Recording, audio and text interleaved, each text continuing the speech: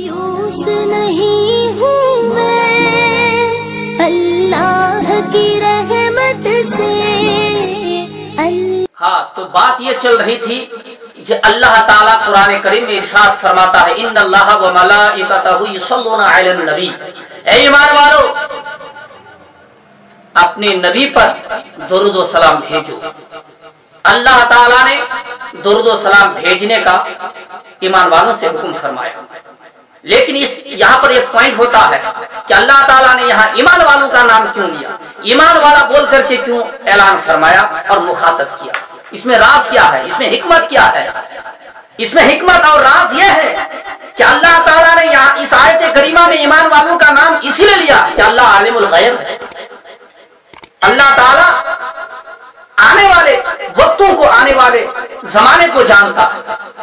अल्लाह ये भी जानता है कि कौन मेरा बंदा अपने नबी पर दुरूद व सलाम भेजेगा, कौन मेरा बंदा अपने नबी पर दुरूद व सलाम नहीं भेजेगा, कौन मेरा बंदा नबी से मोहब्बत करेगा, कौन मेरा बंदा नबी से मोहब्बत नहीं करेगा।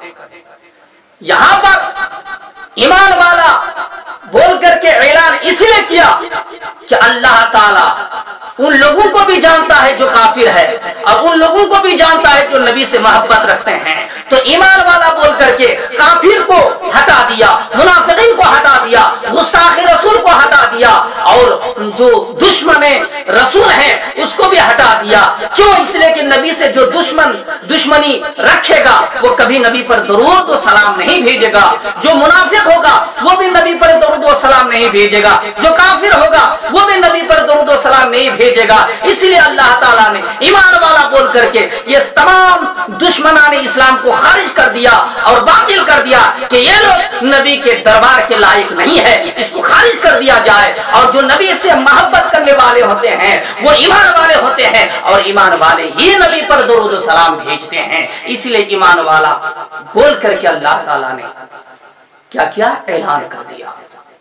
पहला पॉइंट। दूसरा पॉइंट, यहाँ पर अल्लाह ताला ने दुरूद व सलाम का तो हुक्म किया, दुरूद व सलाम पढ़ने का तो साबित हो गया, दुरूद व सलाम पढ़ने का हुक्म साबित हो गया। लेकिन इस आयत करीमा में अल्लाह ताला ने यह नहीं फरमाया कि दुरूद इब्राहिम पढ़ा जाए या दुरूद रज़विया पढ़ा जाए या दुरूद ताज पढ़ा जाए, यानी किसी भी दुरूद के बारे में निर्धारित नहीं किया, स्पेशल नहीं किया, खास नहीं किया, बल्कि अल्लाह ताला ने आम कहा, जनरल कहा कि कोई यहाँ पर दुरूद, किसी भी दुरूद का नाम इसलिए नहीं लिया कि मेरा बंदा अपने नबी पर जो दुरूद व सलाम भेजेगा तो कोई भी दुरूद पढ़ेगा वो अल्लाह ताला अपने नबी के दरबार तक पहुंचा देगा और नबी के दरबार में वो पहुंच के रहेगा। इसलिए अल्लाह ताला ने किसी भी दुरूद का नाम उल्लेख नहीं किया, खास नहीं किया, निर्धारित नहीं किया, स्पेशल नहीं किया। दूसरा पॉइंट। अब तीसरा पॉइंट यहाँ पर यह हो रहा है कि बंदा तो ईमान वालों को कह दिया कि अपने नबी पर दुरूद व सलाम भेजो, लेकिन अल्लाह ताला ने पोजीशन को बयान नहीं किया, सिचुएशन को बयान नहीं किया। बंदा कहता है परवरदिगार, ईमान वाले कहते हैं परवरदिगार तूने ईमान वालों को दुरूद व सलाम भेजने का हुक्म तो दे दिया, लेकिन परवरदिगार दुरूद व सलाम कैसे पढ़ा जाए, दुरूद व सलाम कैसे भेजा जाए। यहाँ तो बैठने का जिक्र नहीं किया, यहाँ तो खड़े होने का जिक्र नहीं किया, यहाँ तो सोने का जिक्र नहीं किया, यानी हालत को नहीं बताया, सिचुएशन को नहीं बताया और पोजीशन को नहीं बताया। दुरूद पढ़े तो पढ़े कैसे, सो करके पढ़े, बैठ करके पढ़े, खड़े होकर के पढ़े, कैसे पढ़े। इसीलिए तो कुछ लोग एतराज करते हैं, कुरान में कहा लिखा है कि खड़े होकर के सलाम पढ़ना चाहिए, हदीस में कहा लिखा है कि खड़े होकर के सलाम पढ़ना चाहिए। कुरान में जिस आयत करीमा में दुरूद व सलाम पढ़ने का हुक्म साबित हुआ, अल्लाह ताला ने उस आयत करीमा में खड़े होने का जिक्र नहीं किया। बताओ मुसलमानों, जिस आयत करीमा में ये दुश्मनाने रसूल, ये नबी से दुश्मनी रखने वाले ये लोग जो एतराज करते हैं, ऑब्जेक्शन करते हैं कि खड़े होने का जिक्र कुरान करीम में नहीं है, तो बताओ मुसलमानों, इस आयत करीमा में ये साबित हो गया कि अल्लाह ताला ने आयत को मुतलक रखा और किसी भी बंदे को ये हक हासिल नहीं है कि किसी मुतलक को, किसी जनरल को मुकय्यद किया जाए, कैद कर दिया जाए किसी चीज के जरिए से। ये बंदे को हक हासिल नहीं है, बल्कि अल्लाह ताला ने मुतलक को इसीलिए आयत जिक्र किया, अल्लाह ताला ने मुतलक आयत को इसीलिए नासिल फरमाया कि अगर कोई बंदा खड़े होकर के दुरूद पढ़ेगा तब भी हो जाएगा, सो करके दुरूद और सलाम पढ़ेगा तब भी हो जाएगा, खड़े होकर के दुरूद और सलाम पढ़ेगा तब भी हो जाएगा।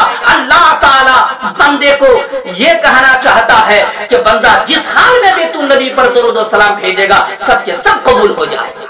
तो आयत करीमा में तो खड़ा होना भी साबित हो गया, आयत करीमा बैठना भी साबित हो गया, आयत करीमा में सो करके पढ़ना भी साबित हो गया, क्योंकि आम रखा है किसी भी तरीके से आप दुरूद और सलाम नबी पर भेजेंगे सब हो जाएगा।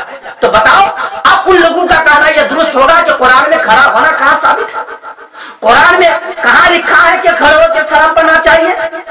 तो नादान, आयत को तो आम रखा है, जनरल रखा है कि किसी भी तरीके से अगर तुम नबी पर दुरूद और सलाम भेजोगे तो हो जाएगा।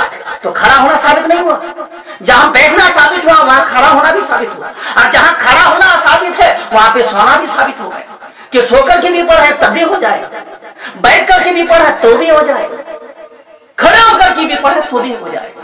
लेकिन खड़े होकर के सलाम क्यों पढ़ते हैं? इसलिए कि खड़े होने में, खड़े होकर नबी पर सलाम पढ़ने में ज्यादा अदब पाया जाता है, ज्यादा ताज़ीम पाई जाती है, ज्यादा सम्मान पाया जाता है, ज्यादा मोहब्बत पाई जाती है। इसलिए कि कोई भी इंसान आपके दरबार में एक सम्मानी और इज्जतदार लोग अगर कोई इल्म वाला आ जाता है तो आप उनको देख करके खड़े हो जाते हैं, कुर्सी दे देते हैं। जब दुनिया में आम इंसान के लिए आप खड़े हो सकते हैं तो फिर आप नबी की मोहब्बत में सलाम पढ़ने के लिए खड़े क्यों नहीं हो सकते? तो कुरान में तो साबित हुआ, कुरान में साबित हुआ खड़े होकर के सलाम पढ़ना। अब ये 24 नंबर वाले क्या बोलते हैं कि कुरान में खड़ा होना साबित नहीं है, तो बेवकूफ, बैठना भी तो साबित नहीं है, सोकर के पढ़ना भी तो साबित नहीं है। अगर तुम्हारी बात के हिसाब से अगर बोला जाए तो इससे ये बात साबित हो जाती है और ये बात क्लियर हो जाती है कि नबी पर जिस हालत में भी, जिस सिचुएशन में भी, जिस पोजीशन में अगर नबी पर दुरूद और सलाम पढ़ेंगे सब मकबूल बारगाह हो जाएगा। अल्लाह से दुआ है कि अल्लाह ताला हम सबों को मोहब्बत से दुरूद पढ़ने का जज्बा और शौक अता फरमाए।